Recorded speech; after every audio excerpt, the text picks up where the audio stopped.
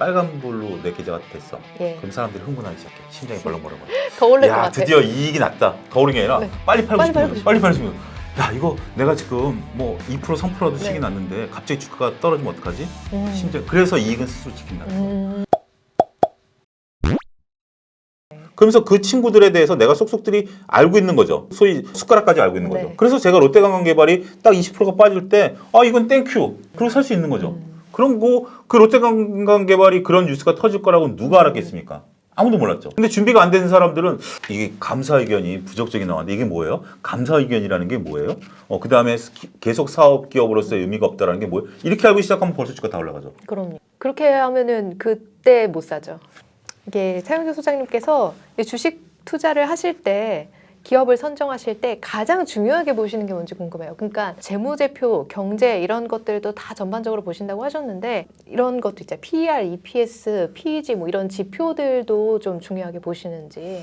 저는 굉장히 단순하게 보는데 네. 영업이익 증가를 봅니다. 영업이익 증가요. 그러니까 영업이익이라는 네. 것은 우리가 이제 손익계산상에서 네. 매출에서 비용을 빼면 영업이익이 나오고 네. 그 다음에 이제 영업의 손익을 가감하면 당기순이익이 네, 나오잖아요. 네. 근데 우리가 보통 많은 투자들이 손익계산서의 당기순이익 정도는 보실 줄 알죠. 네, 네. 이익이 났냐 안 났냐라는 네. 거죠. 근데 아까 얘기한 윌리엄 오닐 같은 경우도 영업이익을 얘기했거든요. 네. 매출이 중요한 매출이 게 아니라 영업이익이 중요한 거예요. 네. 우리가 기업이라는 게 상장 기업의 목적이 뭐죠? 돈을 벌려고 하는 거죠. 네. 상장 기업이 돈을 벌려고 만들어졌는데 돈을 번다라는 것은 물건을 많이 파는 게 아니라 실질적으로 이익이 얼마나 났냐라는 거죠. 그건 영업이익이에요. 당기순이익은 만들어낼 수 있지만 영업이익은 만들어낸다는 의미에서는 좀 벗어나 있죠. 네. 그래서 저는 영업이익이 꾸준히 증가하는 기업에 대해서 관심을 좀 갖습니다. 네. 그런데 좀 더 디테일하게 들어가면 영업이익 증가율이 어떻게 되느냐도 보는 거죠. 네. 우리가 그래프를 그릴 때 그래프가 처음에 이렇게 딱 모든 이제 포물선을 그리고 네. 그래프를 그리게 되는데 물론 이제 플랫폼 같은 이제 기하곡선이 그려지지만 정상적인 대부분의 그 기업들 같은 포물선이 그려지는데 네. 주식 투자에 가장 좋을 때가 언제냐면 포물선이 막 그 공이 떠오를 때요. 이때는 기울기가 굉장히 가파르죠. 그러면 짧은 시간 내에 영업이익이 팍팍팍 늘어나는 거예요. 이게 소위 성장주예요. 네. 제가 생각하는 성장주는 그거예요. 플랫폼이 성장주가 아니라 그러니까 업종으로 성장을 구분하는 게 네. 아니라 영업이익이 급증하는 게 성장주예요. 네. 삼성전자도 한때는 성장주였어요. 네. 그런데 이게 나중에는 포물선이 기울기가 낮아지게 되죠. 네. 그러면 이익은 증가하지만 영업이익률은 떨어지죠. 아까 얘기한 에코프로처럼. 그런 경우라 물론 이제 그건 아직 성장 단계에 대한 네. 개념은 좀 다른 거지만 대부분의 기업들이 그렇게 되기 때문에 저는 영업이익을 가장 먼저 보고 영업이익 증가율을 같이 봅니다. 제가 가장 좋아하는 주식은 적자에서 흑자로 전환되는 기업이죠. 턴어라운드 기업. 예, 적자에서 흑자로 전환되는 기업 가장 좋게 봅니다. 네. 그거는 정말 회사가 본 궤도로 올라갔다라는 거. 근데 일시적인 흑자가 아니죠. 이제 그 흑자가 계속해서 유지된다는 거. 그러기 위해서는 여러분들이 고정비용 기업이냐 변동비용 기업이냐도 알아야 되고 그 다음에 이게 감가상각을 어떻게 처리하는 기업의 특성들을 몇 가지만 네. 알아두신다면 그게 파악이 가능하거든요. 네. 그러면 미래 예측이 가능해요. 많은 투자자들이 재무제표를 오해하고 있는 게 재무제표는 사이드 미러와 같다. 과거의 뒷모습만 보여주지 앞모습을 보여주지 않는다라는 건데 재무제표를 정확히 이해를 하시게 되면 사이드 미러를 통해서 전방 주시가 가능해요. 네. 감가상각이라든지 이런 것들을 통해서. 그렇기 때문에 적자에서 흑자로 좋아하는 거. 제가 가장 좋아했던 게 카카오. 네. 그 다음에 제가 이제 방송에서 얘기했던 거예요. 그 다음에 이제 LG 화학을 얘기했었는데 네. LG엔솔과 분사되면서 그때는 견해를 취소했고 예. 그 다음에 또 되는 것이 지금은 LG 화학 첨단 소재 사업부 그 부분도 이제 얘기를 하고 있는 거기 때문에 이번에 LCC 같은 경우도 적자에서 흑자로 전환되는 거죠. 이런 부분들이 상당히 좋은 거죠. 소장님께서는 주식 차트도 이제 참고를 하셔가지고 네. 투자를 하실 텐데 사실 저는 주식 차트를 많이 안 보는 투자자였거든요. 네. 근데 이제 이렇게 좀 장기 투자하는 사람이 주식 차트를 본다면 3가지 정도는 꼭 공부하고 봐라. 그렇게 좀 말씀을 해주신다면 어떤 게 있을까요? 우리나라 주식 차트 책 중에 제가 좀 안타까운 것 중에 네. 하나가 거래량이 없는 게 있어요. 거래량은 중요하죠. 거래량이 네. 굉장히 중요합니다. 네. 거래량은 심리거든요. 네. 거래량은 속일 수가 없어요. 차트는 네. 인위적으로 만들 수가 있어요. 어느 정도는 손을 볼 수가 있지만 네. 거래량은 속일 수가 없거든요. 전 거래량에서 심리를 읽습니다. 그래서 제가 보는 차트는 굉장히 단순해요. 기본 차트 틀에다가 예. 제가 보는 건 거래량과 추세, 네. 추세, 그 다음에 봉의 어떤 상황, 네. 요 정도만 봐요. 네. 나머지는 저는 뭐 보조 지표 이런 거 솔직히 잘 몰라요. 무슨 엎어놓은 컵 패턴 이런 거. 뭐 이런 거 뭐 남들이 헤드 다 앤 하는 숄더 뭐 패턴. 헤드앤숄더 뭐 이런 것들 뭐 대충 뭐 이렇게 그림으로 하는 거지만 그거에 따라서 내가 투자를 한다? 그런 건 없어요. 네. 근데 제가 한 가지 여러분들에게 차트를 보는 방법에 대해서 네. 말씀을 좀 드리고 싶은 건 뭐냐면 가치 투자도 마찬가지입니다. 혼용하지 마시라는 거죠. 그러니까 제가 얘기한 것은 저는 가치 투자를 기준으로 종목을 선정해서 네. 가치 투자는 매매 시점을 얘기해 주진 않아요. 네. 차트는 매매 타이밍을 네. 잡아주거든요. 그래서 저는 좋은 종목을 타이밍을 잡는 데 쓰는데 자 이런 방식으로 쓰는 건 논외로 치고 차트만 보시는 분들 중에 오해가 뭐냐면 차트가 막 급등하는 차트에 이제 따라간 거죠. 그러다가 이제 주가가 빠져. 내 네. 생각대로 안 움직여. 차트는 아까 제가 서두에 말씀드렸던 것처럼 역사는 반복된다라는 건데 반복이 안 되면 탈출해야 돼요. 차트의 기본은 손절매요. 예. 차트를 보고 투자를 하는데 나는 재무제표를 모르니까 차트만 보고 투자한다. 그런데 나는 차트를 재무제표를 모르니까 차트만 보고 투자하는데 나는 손절 못한다. 그럼 차트 투자하시면 안 돼요. 차트책 보시면 여러분들 재밌는 게 뭐냐면 이게 이제 HTS 그러니까 보통 이제 차트를 그린 HTS 하나가 백지죠. 예. 그러면 가운데 있는 차트만 갖고 얘기해요. 요건 이렇게 움직였죠. 아. 요건 헤드앤숄. 어. 우리가 알고 싶은 건 요 다음 쪽인데 네. 요쪽을 얘기하는 게 아니라 요것만 갖고 지나간 거 갖고 얘기해요. 그러면 예. 지나간 거 갖고 얘기는 전 차트 하나 갖고 100시간 떠들려면 떠들 수 있겠어요. 누구나 할 수 있죠. 누구나 할 수 있는 거예요. 우리가 알고 싶은 건 바로 오른쪽 화면이잖아요. 네. 그래서 내 뜻대로 안 움직이면 손절해야 돼요. 자, 혼용하지 말라는 거는 뭐냐면 손절 타이밍을 놓쳤어요. 그러다 보면 주가가 뚝뚝 떨어지죠. 그러면 이제 물어보기 시작하는 거죠. 예. 야, 이거 뭐 하는 회사야? 이거 재무 가치가 어때? 망하는 거 아니지? 네. 그럼 난 자식한테 물려줄래. 차트 투자자가 가치 투자자로 순간 변신해 버리는 겁니다. 네. 이거는 망하는 지름길. 네. 비자발적 장기 투자로 가는 지름길이고요. 가치 투자를 했어. 그런데 갑자기 막 주가가 급락하면서 차트를 보니까 겁이 나. 못 버티겠어. 팔아. 이것도 잘못된 거야. 자, 내가 차트 투자자면 손절하셔야 되고요. 네. 가치 투자하면 시간을 견디셔야 돼요. 예. 그 부분을 여러분들이 명확히 하세요. 근데 많은 개인 투자자분들이 이걸 내 그때 기분에 따라서 상황에 따라서 혼용을 해버리세요. 그러다 보니까 투자의 기준점도 없고 이도 아니고 저도 아닌 게 되는 거예요. 네. 그것을 여러분들이 차트 책을 보면 불쇼스킨가 하는 차트 패턴이라는 책이 있어요. 네. 외국 서적이 굉장히 두꺼운데 그거 보면 그 우리가 차트 패턴을 확률로 다 분석해놨어요. 예.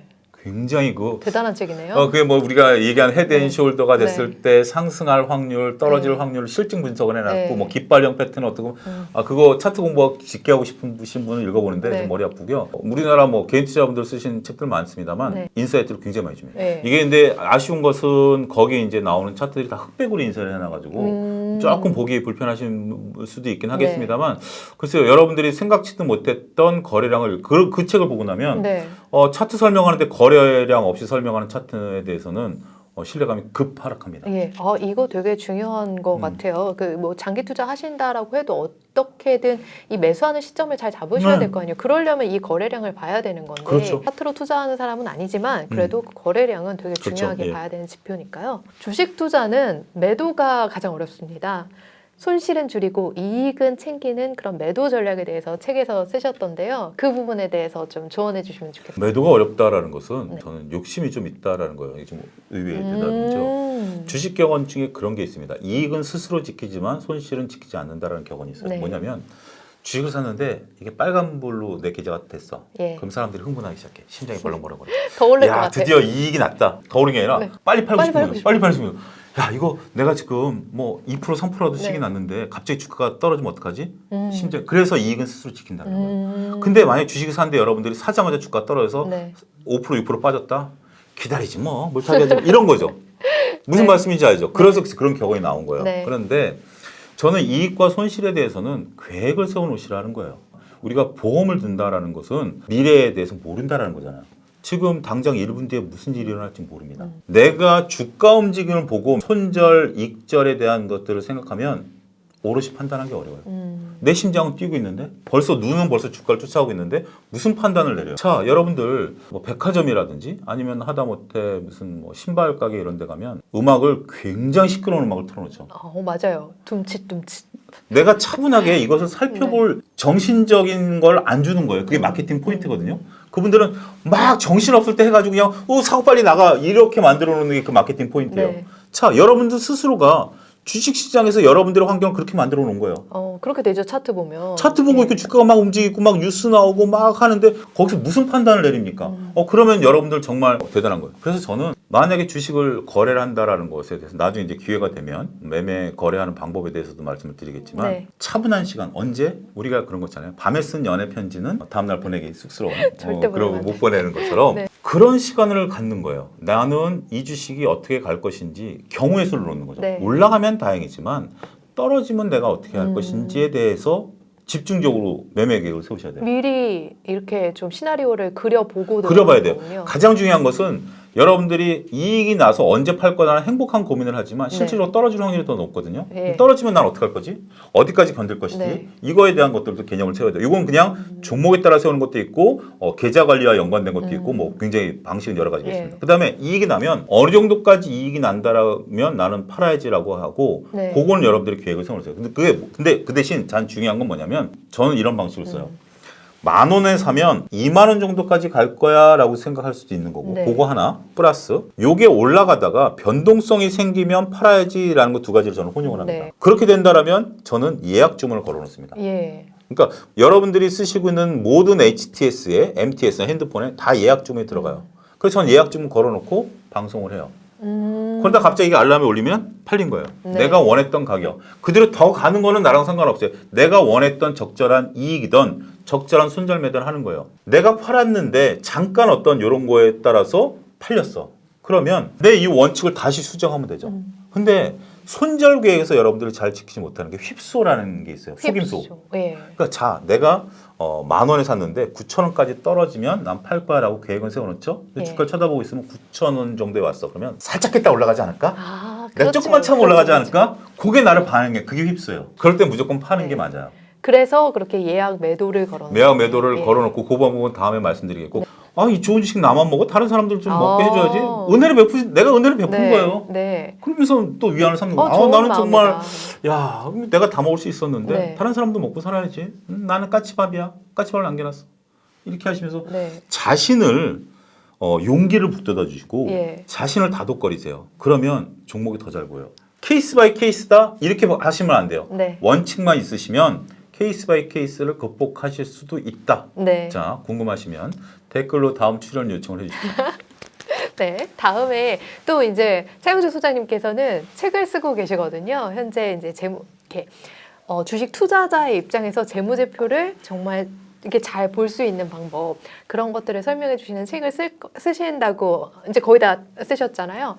그래서 그때 이제 저도 그 책 열심히 꼼꼼하게 한번 읽어보고 또 초대해서 관련한 또 더 좋은 이야기 들어보도록 하겠습니다. 자, 마지막으로 저희 주주님들한테 한 말씀 부탁드리겠습니다. 요즘은 정말 공부 많이 하시는 분들이 계세요. 네. 공부 많이 하시는데 저는 책을 좀 많이 보십사라고 말씀드리고 싶어요. 제가 이제 몇 권의 책을 이제 여기서 거론을 하긴 했는데 주식책을 먼저 기본으로 보시고요. 처음에 이제 가치 투자를 하겠다라면 10권까지는 눈 감고 보셔야 됩니다. 네. 10권은 지금 유명한 책은 그 10권에 저는 권해드리고 싶지 않아요. 고전으로요. 워렌 버핏 책도 빼고, 네. 워렌 버핏 책도 빼고, 그러면서 이제 여건을 보면 혼란이 와요. 그 네. 혼란을 극복하는 게 10권이기 때문에 그러고 난 다음에 20권, 30권 넘어간 다음부터는 인사이트와 관련된 책들을 많이 보시죠. 네. 철학책도 많이 보시고, 그 다음에 우리가 사회를 어떻게 오롯이 봐야 되는지에 대한 것들, 이런 것들을 보면 주식시장 넓어져요. 너무 주식책에만 얽매이시면 투자가 좀 좁아집니다. 저도 한주주 TV 이제 가끔 이제 이렇게 검색해서 보게 되면 다양한 인사이트들이 있는데 오롯이 만들기 위해서는 내가 스스로 공부를 더 열심히 해야 된다. 그 점 말씀드리면서 마치겠습니다. 네, 감사합니다. 감사합니다.